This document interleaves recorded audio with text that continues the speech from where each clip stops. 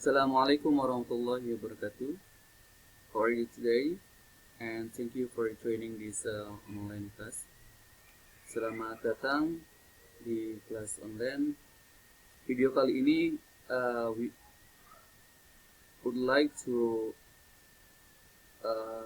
learn or study about intercultural communications in practice, challenges, and barriers. Sebelum lanjut, agar channel ini terus berkembang, jangan lupa subscribe, like, share, dan komen. Mudah-mudahan ini ada manfaatnya.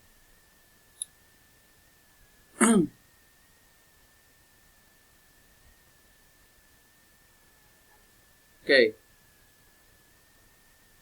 Sini we'd like to learn, kita akan belajar mengenai yang pertama adalah tentang hambatan atau halangan, kesulitan yang dihadapi oleh seorang ketika memahami intercultural communication, komunikasi antar budaya.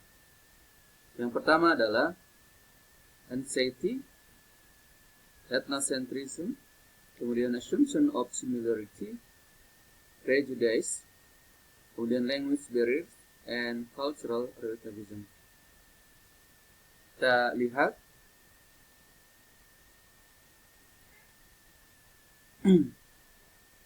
baik.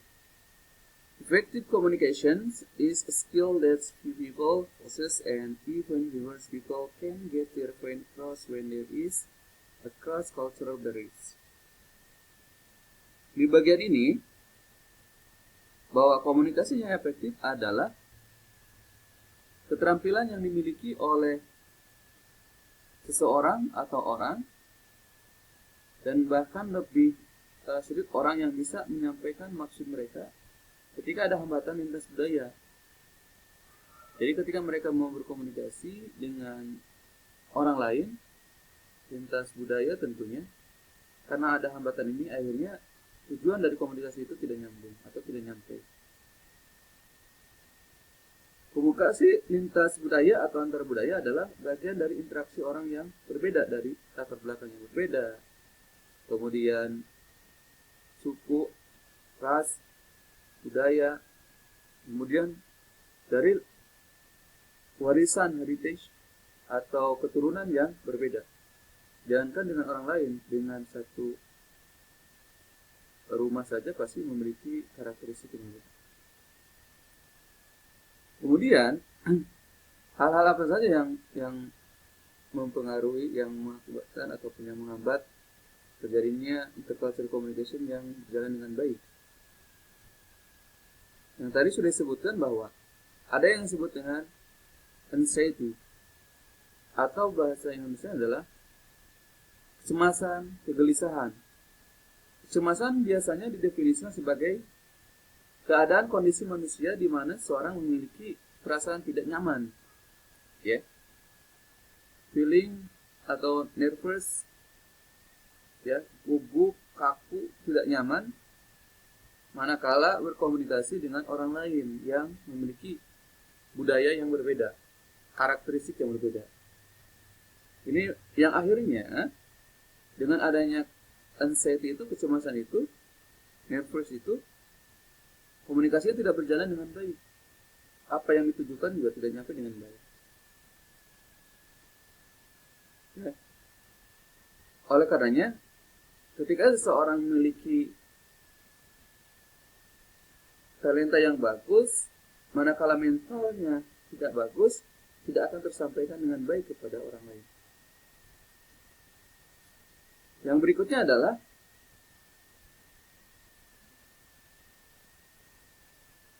ethnocentrism, atau bahasa lain adalah kesukuan atau persepsi yang dimiliki seorang terhadap budaya dan warisan orang lain sebagai inferior dibandingkan dengan budaya dan warisan sendiri.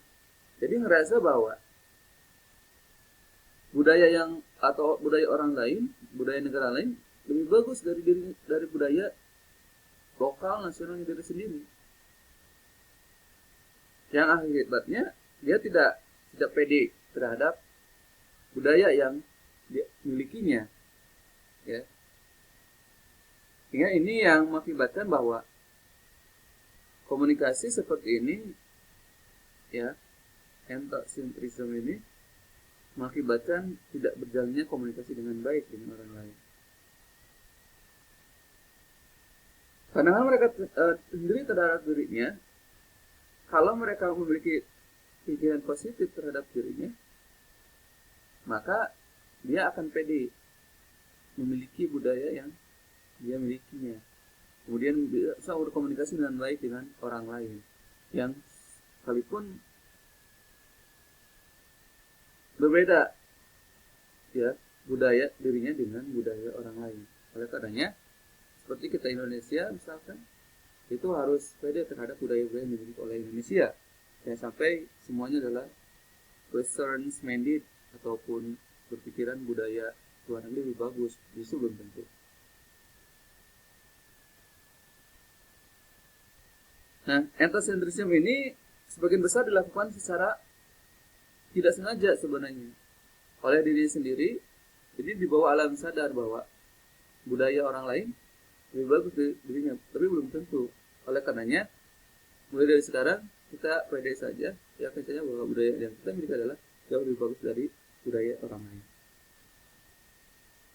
Berikutnya adalah assumption of similarity. Terkadang orang beranggapan bahwa dua budaya tidak berbeda, tapi sifatnya serupa. Ya. Misalkan, jika orang Arab lebih suka minum kopi daripada teh, maka yang lain menganggap kopi adalah minuman yang populer di Uni Emirat Arab. Ini tidak selalu benar, karena orang-orang dari budaya yang berbeda memiliki persepsi yang berbeda. Jadi, belum tentu, misalkan orang Sunda memiliki sifat A, B, C, D, itu belum tentu, karena tidak semua apa yang kita lihat itu bisa dikategorikan sama dengan yang lainnya. Cara yang terbaik adalah mempresentasikan diri dengan cara yang akan mereka lakukan dalam pendekatan semacam memperkenalkan diri, bagaimana budaya yang kita miliki, kemudian bagaimana kita berkomunikasi dengan yang lain agar tidak terjadi miskomunikasi dengan orang lain. Kemudian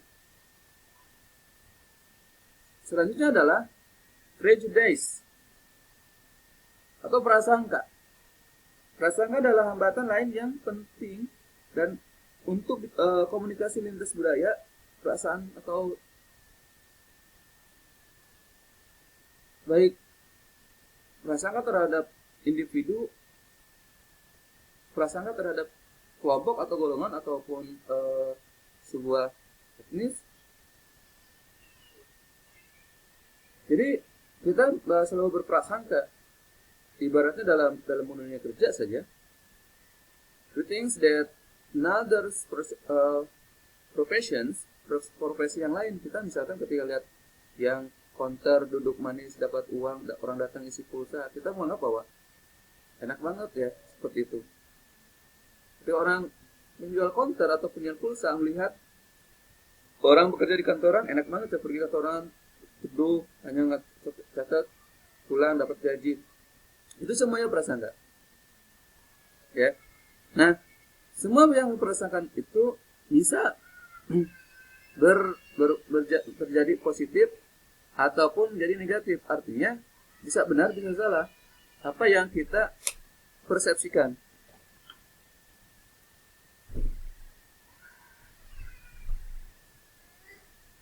Berikutnya adalah language barriers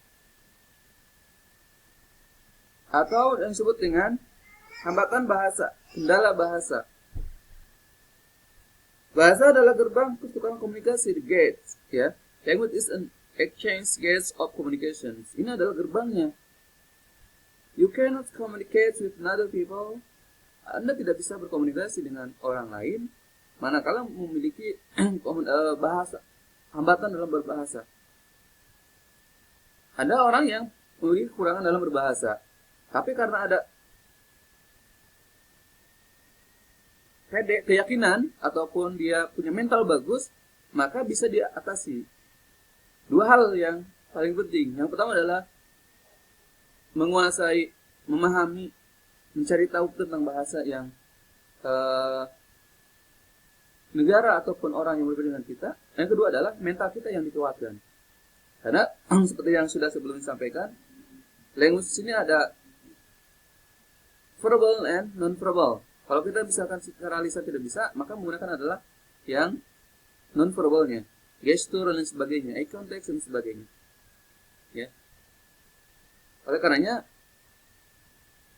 meskipun language can be a major barrier of exchange, meskipun bahasa sebagai gerbang atau hal yang utama yang menjadi hambatan dalam pertukaran pikiran, berkomunikasi, maka bisa diatasi manakala kita bisa menggunakan skill yang lain dalam berkomunikasi. Next, berikutnya adalah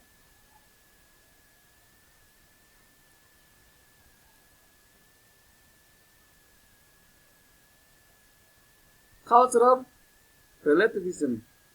Ya. Relativisme dalam budaya adalah hambatan lain yang paling menonjol adalah komunikasi antar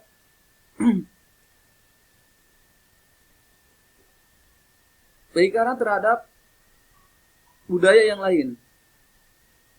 Jadi ini yang tidak boleh. Kita tidak, we do not join, ya, kita tidak ikut dengan budaya orang lain, tapi kita hanya just respect, hanya respect, menghormati, menghargai budaya orang lain. Kita misalkan budaya yang ada di kita ataupun di orang luar, kita hanya memahami saja bahwa itu adalah bagian daripada budaya mereka, tanpa kita mengikuti, tanpa kita memiliki stereotype, pemikiran miring terhadap budaya orang lain. Maka dengan demikian, maka kita akan nyaman komunikasi dengan orang lain. Satu, menghargai. Kedua adalah kita juga mengakui bahwa itu adalah budaya mereka. Yang ketiga, tanpa mempermasalahkan budaya yang mereka anut. Kecuali memang ada hal-hal yang bertolak belakang, sangat bertolak belakang dengan prinsip kita. Kita harus memilih jalan untuk menyelamatkan diri kita. Jangan sampai ikutan dengan budaya orang lain.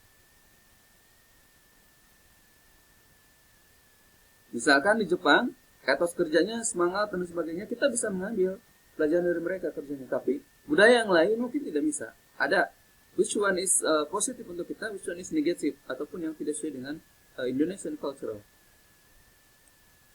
And the last one is conclusions. Communication is the exchange of message. Jadi komunikasi itu adalah sebagai pertukaran pesan, message, komunikasi, informasi, ya, yang terjadi di dua grup ataupun dua budaya yang berbeda, baik dua atau tiga atau lebih dari dua budaya yang berbeda, ya. Kemudian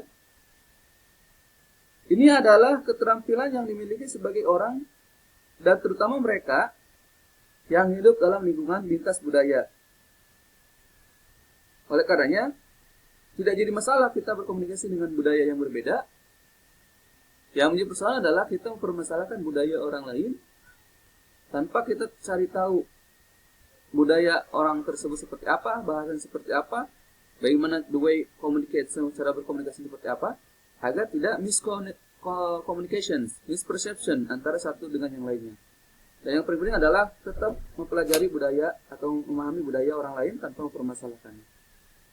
Terima kasih. Jangan lupa subscribe, share, like, dan komen. Ya, jika ada yang perlu dipertanyakan, silakan ditanyakan. Kita bisa diskusi melalui kanal channel ini. Terima kasih. Ya. Assalamualaikum warahmatullahi wabarakatuh.